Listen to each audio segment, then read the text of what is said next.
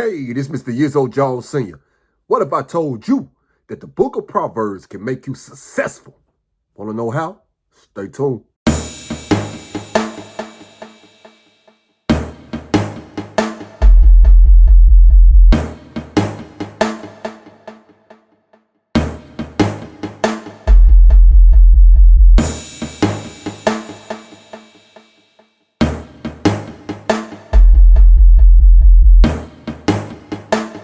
This is Proverbs chapter 25 summary. I'm glad that you're here with me on today. I want you to have your pen ready, have your paper ready, and most importantly, have the Bible with you. Yeah, you got to have that word, because right now we're going to be talking about one topic. And I want you to stay tuned because this is very important so you can progress in our Heavenly Father's kingdom. All right, let's get to it. Proverbs chapter 25. These are also Proverbs of Solomon, which the men of Hezekiah, king of Judah, copy out. It is the glory of God to conceal a thing, but the honor of kings is to search out a matter. The heaven for height, and the earth for depth, and the heart of kings is unsearchable. Take away the dross from the silver, and there shall come forth a vessel for the finer. Take away the wicked from before the king, and his throne shall be established in righteousness. Put not forth thyself in the presence of the king, and stand not in the place of great men. For better it is that it be said unto thee, Come up hither, than that thou shouldest be put lower in the presence of the prince, whom thy eyes have seen. Go not forth hastily to strive, lest thou know not what to do in the end thereof, when thy neighbor hath put thee to shame. Debate thy cause with thy neighbor himself, and discover not a secret to another, lest he that heareth it pull thee to shame, and thy infamy turn not away. A word fitly spoken is like apples of gold and pitchers of silver. As an earring of gold and an ornament of fine gold, so is a wise reproofer upon an obedient ear. As the cold of snow in the time of harvest, so is a faithful messenger to them that send him, for he refresheth the soul of his masters. Whoso boasteth himself of a false gift is like clouds and wind without rain. By long forbearance is a prince persuaded, and a soft tongue breaketh the bone. Hast thou found honey? Eat so much as it is sufficient to thee, lest thou be filled therewith and vomit. Withdraw thy foot from thy neighbor's house, lest he be weary of thee, and so hate thee. A man that beareth false witness against his neighbor is a maul, and a sword, and a sharp arrow. Confidence in an unfaithful man in time of trouble is like a broken tooth, and a foot out of joint. As he that taketh away a garment in cold weather, and as vinegar upon nitre, so is he that singeth songs to a heavy heart. If thy enemy be hungry, give him bread to eat, and if he be thirsty, give him water to drink. For thou shalt heap coals of fire upon his head, and the Lord shall reward thee. The north wind drifteth away rain, so doth an angry countenance a backbiting tongue. It is better to dwell in the corner of the housetop than with a brawling woman and in a wide house. As cold waters to a thirsty soul, so is good news from a far country.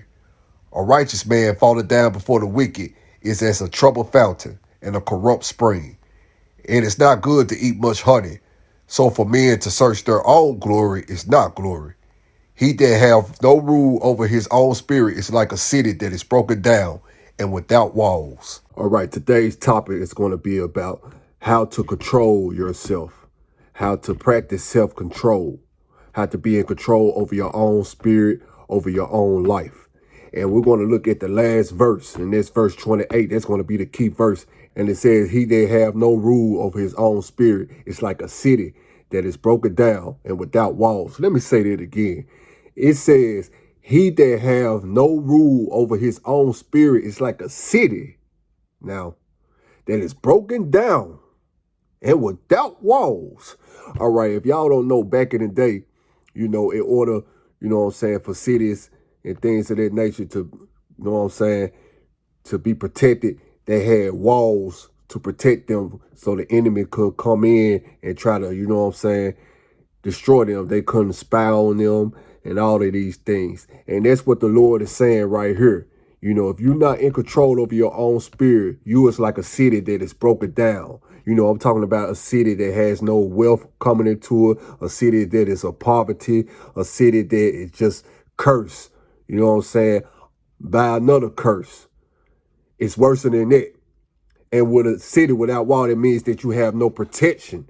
So basically what this scripture is saying is, if you're not in control of your own spirit, somebody's going to be in control over your spirit.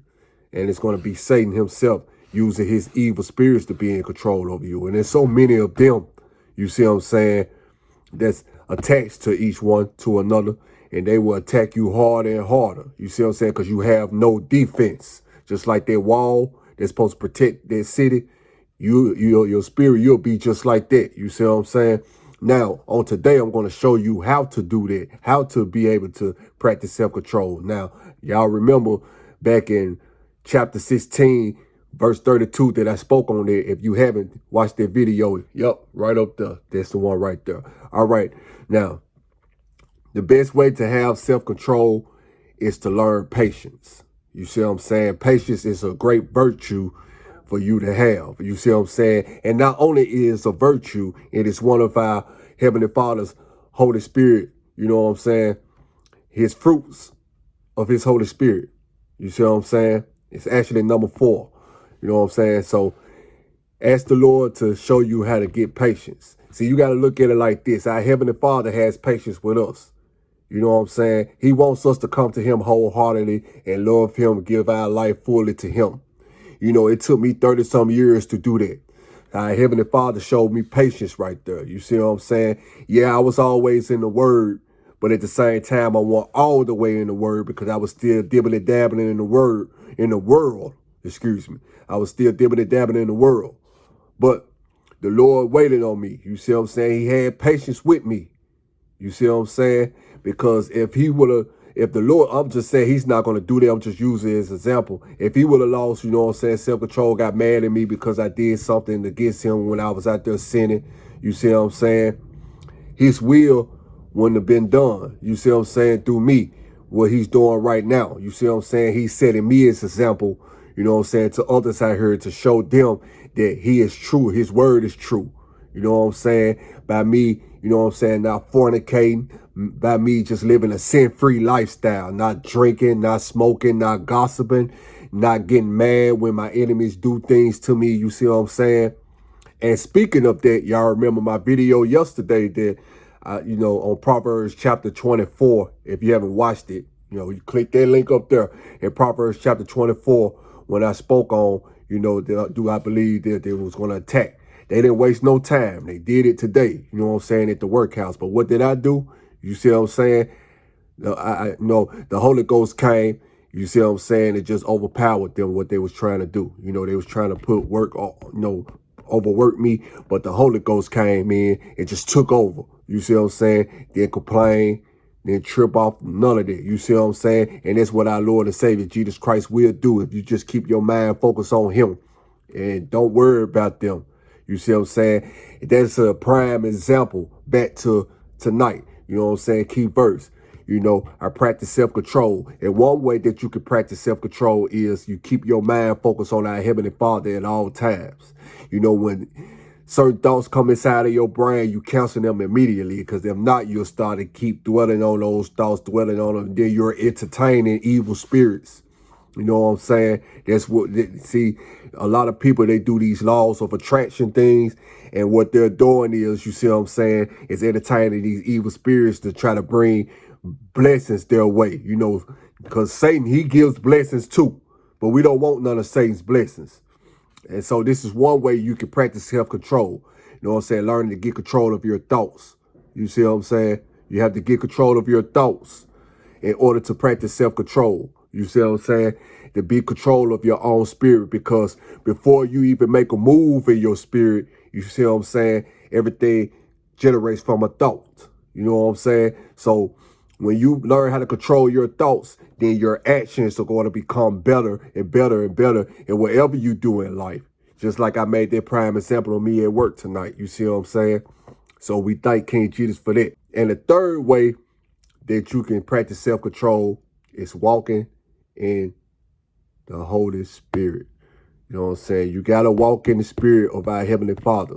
You know what I'm saying? You got to walk in his spirit, because their flesh demands things now. Want it now. Want it now. Want it now. But when you just want something now, you're not thinking of the long term. You're thinking short term. I think of everything for the long haul. I don't just do things for the short term. You see what I'm saying? Because short term, that means you got to keep getting greedy for more and more and more. You want to do things for the long haul. You see what I'm saying?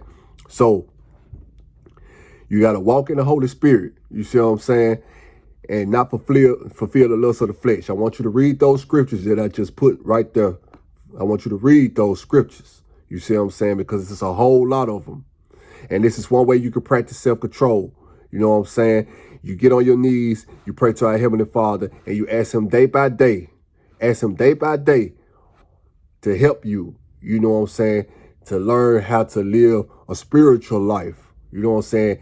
Through Christ Jesus. Not no spiritual life through Satan. All this new age stuff and, you know, all these other names that Satan like to call it. You know what I'm saying? Because that's what he do. He's not going to say this is the devil's way of doing it. He's going to have all these numerous of names because he has numerous of names, you know. But this is the third way you practice self-control. You walk in the Holy Spirit's way, and you do this every day for the rest of your life. You don't do this, you know what I'm saying, just one time and then be done with it. This is a day by day. This is a lifestyle. You know what I'm saying? So when I be saying on her, I'm living a sin-free lifestyle, that's because every day I am striving not to sin. That's one of my main goals. I am not going to sin against my Heavenly Father. It is not about me. It is not about trying to prove to my haters and stuff like that I'm not going to do this. It's because I love my Heavenly Father. Because he went and died for me. He shedded his blood to forgive me of my sins. So I can come back, you know what I'm saying, and have eternal life. He did all that for me. And he thought of this way back in the Garden of Eden. You see what I'm saying? So the least that I can do is to show him, you know what I'm saying, appreciation by being in control of my own, you know what I'm saying, my own spirit and denying my flesh, you know what I'm saying, every day. So those are the three things that, you know what I'm saying, I'm going to tell you to do in order to practice, you know what I'm saying, self-control. This is day by day, you know, getting the word of the Lord. You know what I'm saying? Just read his word. Read everything about his word. You know, just take your time and read his word and ask him to reveal things. Get your minds on other things instead of the world. You know what I'm saying? And the Lord will open your spiritual insight and have you seeing things his way. Thanks for watching this video. This has been Proverbs chapter 25. Proverbs chapter 26 is on the way. And I hope you got edified. And if you have any questions, comments, or concerns, drop them in the box down there. I love you. Have a blessed day. See you next time. God bless you.